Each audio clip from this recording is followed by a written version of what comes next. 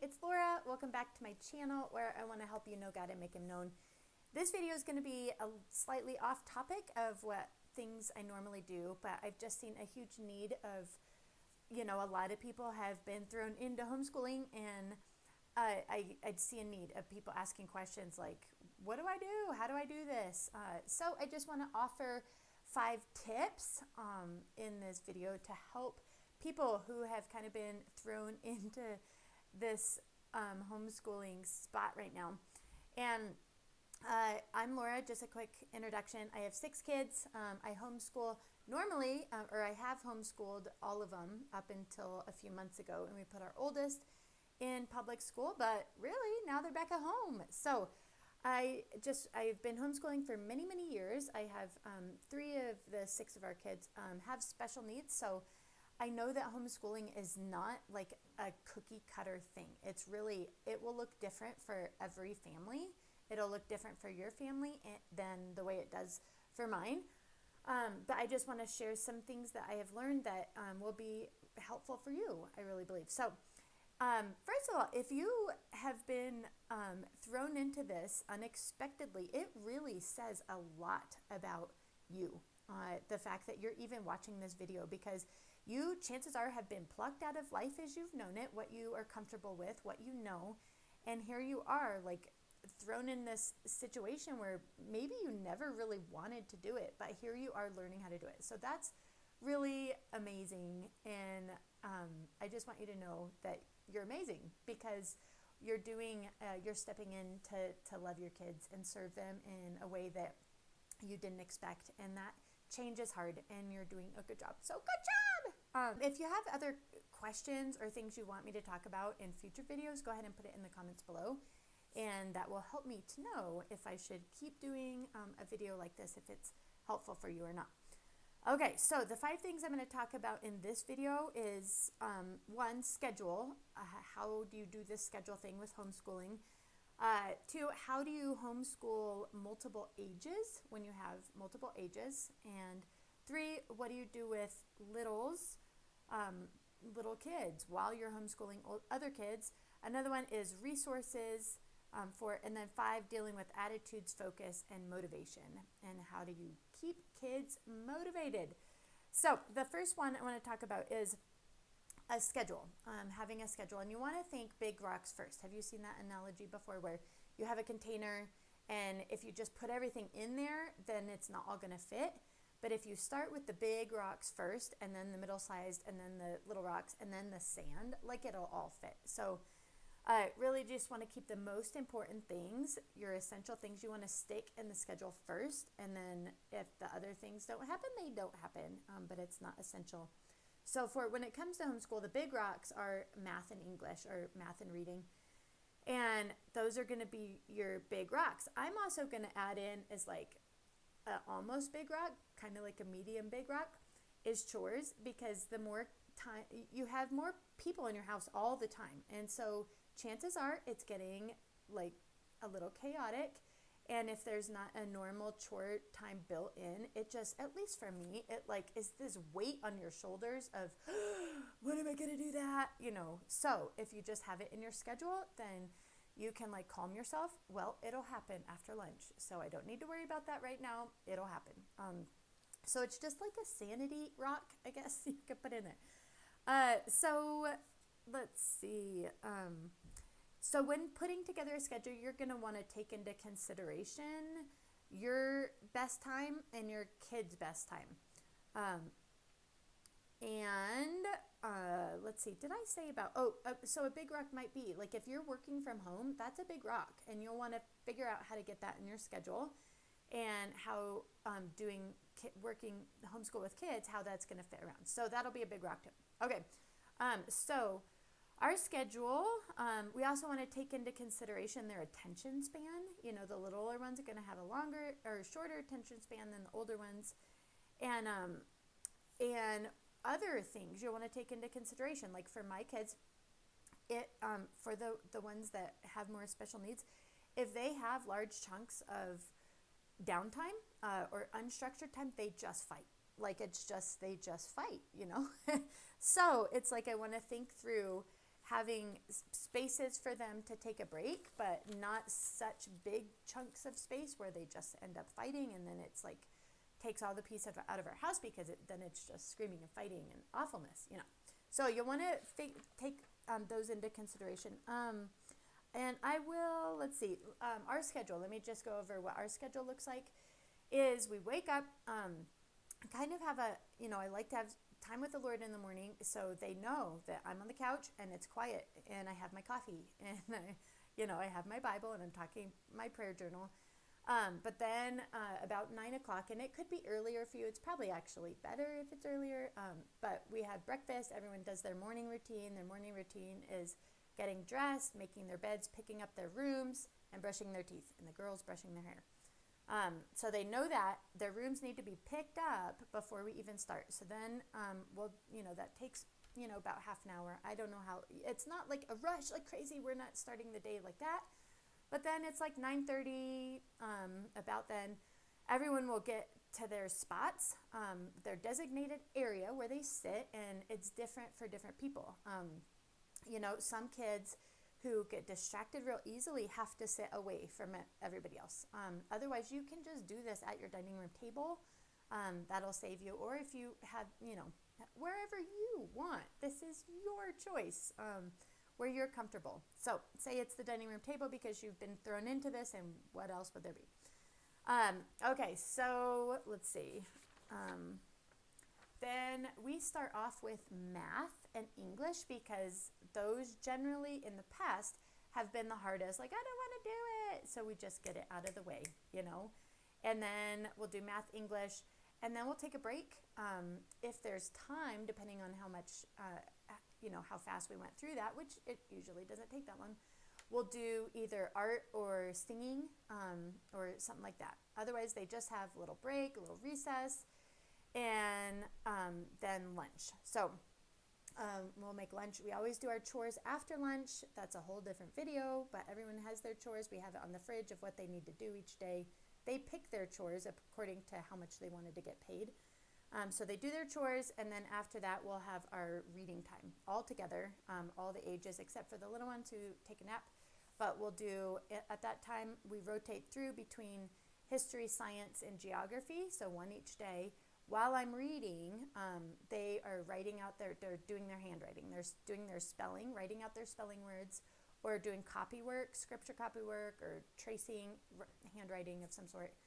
And then our read aloud, and that's that. Also, if there's time, if they get done with their copy work, then they do some quiet building activity. We have planks, little wood structures they build with blocks type of things, or straw constructors, or something they just enjoy. They're listening to me, but they're still working with their hands. So that's our day. And then we have afternoons, nap time generally, for me to get stuff done. So that would be a good time for you to get stuff done too. Okay, so let's see, that is schedule. All right, another thing, number 2, how do you homeschool with multiple ages? In short, you just want to do as much as you can together, as much as you can. You're not, you can do geography, history, handwriting, science, read aloud, art, music, all that. You can do it all together, but don't get overwhelmed by that, because it's not as scary as it sounds, and I'll talk about it. Math and English are the things you can't, and math basically is what you can't really do together. It's more age geared towards different ages. But let's see, I'll talk about in the resources, question 5, I'll talk about different resources of what you can use. So how to do that with older ages is you can use the older ages to help you with the younger one. I have one who it's hard to get him motivated unless he gets to be in charge, unless he gets to be the one doing it.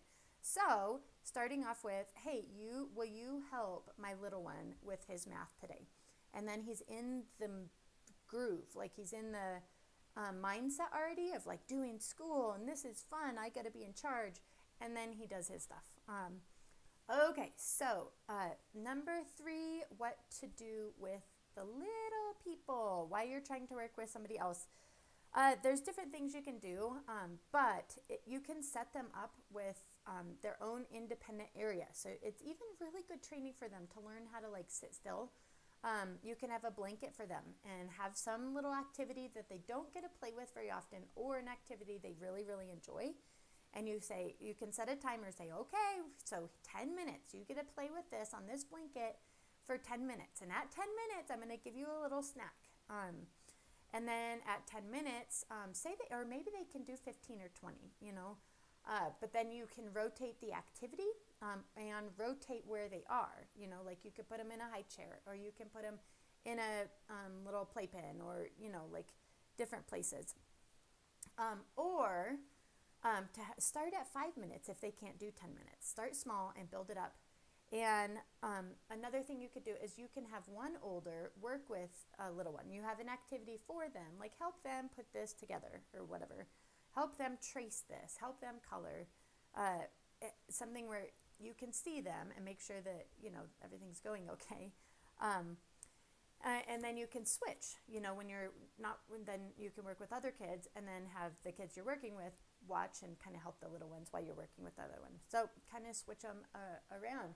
It just can't look like a perfect little classroom. This is at home. You get to do it at your home. So you get to work and adjust and make it fit the way that it fits for you. Okay, so number 4, dealing with attitudes and motivation and focus. Some helpful tips, because every kid is different, and especially when there's special needs involved, like you just have to know your kids and what works for them. But what I found works for me is setting an expectation ahead of time. If I just out of the blue, like, okay, right now they're in the middle of doing something, we're starting school, I'm going to get moans and groans and attitudes. But if beforehand they know, all right, we're starting school at 9 o'clock, and then we'll have a break at 10:30 or 11, or then we'll be done after lunch. We'll be done at 2:30, 2, whatever time works for you. Just let them know, then it helps them to get started, I guess. Also, having a reward. Rewards are good. God rewards us. There is a huge reward in this life. So there's cause and effect is another way you can think of it, is, cause and effect. So summary, it doesn't have to be like a physical, it could be candy or money or something like that, but it could also be doing something they love, like watching them or joining them do something that they love after you complete your school. So it's like, okay, today, what do you want to do when we're done with our school? And then that could be fill in the blank. That could be the reward. And it just takes a while, like to get in the habit and routine. Once they are in the habit and routine, we start at 9, we're done at this time, then you'll have less attitudes to deal with, and the motivation, you won't have to motivate them because it will be a habit. But sometimes it's just hard to build that, so stick with it, keep going. It'll be hard at first, but worth it. Let's see. Another little tip with that is some things to help bad attitudes or complaining is 2 things I've really seen helped is thanking God for stuff, being thankful. So just stop. If there's like tons of bad attitudes, it's like, okay, we're playing the thankful game. Let's go. Let's see if we can get to 20 things we're thankful for. Go in 1 minute, and try to see how many things you could be thankful for. Another simple thing is smiling. Just say, okay, smile. You will be surprised at how such a little thing like this changes an emotional state of being. So just practice smiling. All right. And just remember, this won't be forever. It just really won't. Though you're inconvenienced, the time that you have with these little ones, it's a gift that you've been given, and use it to show them and tell them how valuable they are. And then also, it's a great opportunity to share your skills, the things that you love. Share that with them. Teach them to do it. You might never get this chance again to make the most of this opportunity. All right, so the last one is resources. All right, this one, don't get overwhelmed, okay? Because there is a ton out there. So the way that you'll want to sort through resources is just figure out what you need. Like, what do you need? Did your school already give you something? And you just need English, or you just need history or something. So just think through what you need and then search for that. Otherwise, it's just all these things, and it can really be overwhelming. So just figure out what you need and then stay focused on searching for that. Okay, and I'll organize resources that way, and I will try not to give you too much so you're not overwhelmed. Let's start with math. Math, we use teaching textbooks when someone gets to third grade, or second grade actually, and we have them start with third grade math. But that is a paid thing, so maybe you'll want to do it, maybe you won't. But there is a ton of free resources out there for math worksheets. Just Google it. Google like math for second graders or fifth graders or whatever it is that you need to do. And We Are Teachers is a great website. Also, there's a ton of great things on Pinterest. So if you go to pinterest.com/my name, Laura Crocus, and then scroll my boards for homeschool math, there's lots of really great resources there. There's different math games using cards or dice or dominoes or whatever, because math, this is an opportunity to make it fun. And just playing games, like if you just play math games, it will help them get better at math and enjoy math. Also, if you help them with their math facts, if they can just get those math facts in their minds, then it will help them be better at math, and then it will make it less discouraging because they won't have to be doing the math fact and figuring something out. So that's a way to help your kiddo with math. Also, on YouTube, I'm going to give you lots of YouTube resources, is VHART, VIHART, VHART, has lots of fun, interesting math stuff if you go there. So also we use Saxon Math too for kindergarten, first grade, if you use that.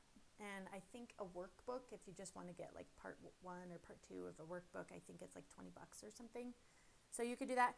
Okay, handwriting, there's lots of good copywork type of things. Pinterest has a ton. Also, if you go to my Pinterest and then go homeschool handwriting, there will be lots of different copywork things you could do there. And English, English is hard because you're not exactly sure what they're learning in school. But what would be good to do is just to memorize the name, like the meanings of names. Like what is a noun, what is a verb, what is an adverb. And if you go to on YouTube here, my playlist, if you look for playlist of English, they'll say cycle 1, cycle 2, things like that. And don't worry about that. That's just our homeschool group. We do classical conversations. So click any of those, and they make little songs. There's little jingles to help you know a noun name's a person, place, or thing, activity, or idea. So if you just like help them memorize those terms, that will help them in their writing, in their English, grammar, lots of different things. So that's what I would recommend for English. And then science, I love science. Science, let me just give you some resources for that. One book that is worth getting, even if you homeschool for a month or two, is Indescribable by Louis Giglio. It's awesome. It's wonderful. It's engaging. It's short. It's a little devotional. It ties in like God's truth to science. So there's that. Also, SciShow Kids is on YouTube. So here's some YouTube videos, creators it just makes science really engaging and fun. SciShow Kids. Another one is Mark Rober. Rober, and kids love this one, especially like older upper elementary, junior high kids will love this one. Also Peekaboo Kids, and then Peekaboo Kids is KIDZ, Peekaboo Kids, and then National Geographic Kids. So those are fun science things. And what I recommend with that is just follow their interests. What are they interested in? Then learn about it. This is an opportunity to make learning fun. Like, so often they can think, oh, I don't like school, or it's not very fun. But it is fun. It's fun to learn. They just don't get to pick what they learn very often. So follow their lead. Like, go to some of these channels on YouTube, and it's like, what do you want to watch? And let them see that learning is fun. Okay, another thing, geography. What I recommend for geography is just printing off some maps. You can laminate it if you want, put tape over it if you want, like packaging tape so you can dry erase it, or you can just, trace it with a colored pencil or a colored pen or something like that. So trace maps. Then you can even like use stuff that's going on in the world today. Italy, let's learn about Italy. Google Earth, like go to Italy and see some places in Italy. It's fun, you know. You can even, you know, look at different Operation World or different things, you know, joshuaproject.net. Go on there and see places to pray for. Okay, what can we pray for Italy, you know? So that's geography. Let's see, Bible, if you want to teach the Bible, Songs for Saplings. If you go to my playlist on YouTube, look for Songs for Saplings, and it puts to all this like really great theology to music. So who made God? Who made God? Nobody made God. I mean, it's just like really neat, fun music, catchy, memorable truth for kids. So you could just learn a song each day. There's also a ton of great things. How I said that we do singing and art sometimes. Just use YouTube for singing and guitar. Andy Guitar is a YouTube channel that teaches basic guitar. Or art, there's a ton of great art channels. If you want to paint, all different kinds of painting. For kids, there's a channel called Art Hub for Kids that teaches kids how to draw this fun. I mean, it's a fun little channel. So that is something you could do for, you know, just fine art type of stuff. And history. Okay, history. We love Story of the World. And there's 4 volumes. They're little books, but they make history in a story, and it's fun and engaging, and it's like, I find it interesting. And the kids do. So, Story of the World. But if you want to just not buy a book, go to YouTube. You can do A Kid Explains History, and a kid actually explains little pieces of history, and it's fun. They do great with the video. Crash Course for Kids is another one, and so those are a couple things for history. Let's see, and then reading. If you go again to my Pinterest, look for my board that's homeschool reading. There is a ton of different posts on historical fiction, and there's so many good books that are good for reading and stuff. Goodness, this is getting long. I'm so sorry. Let me see here. Biggest takeaways is be a learner. Show them that learning is fun, and be an observer. Help them learn. So if you have a hard day, and maybe I'll do another video of like documentaries for when you have a hard day or something. But help them observe. So if they just have a piece of paper and it's like, okay, find something in the yard, and I want you to tell me 20 things about that thing. You know, there's always more we can observe. So help them draw, help them try to figure out or write down, if they can write, as many things about this little leaf as they can. So help them be observers and love to learn. Let's see. Okay. And then Half a 100 Acre Wood has a ton of great resources too. That's a website that I thought I would just tell you about. All right. I hope this was helpful. Let me know if there's other things you would want me to talk about in the comments below. All right. Thanks for watching. Bye-bye.